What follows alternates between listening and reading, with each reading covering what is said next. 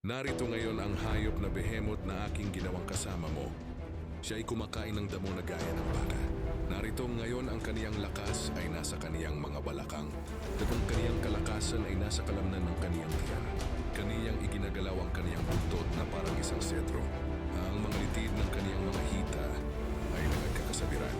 Ang kaniyang mga buto ay parang mga tubo na tanso. Yung kaniyang mga paa ay parang mga halang na bakal. Siya ang pinapangumos ng pagdaan ng Diyos.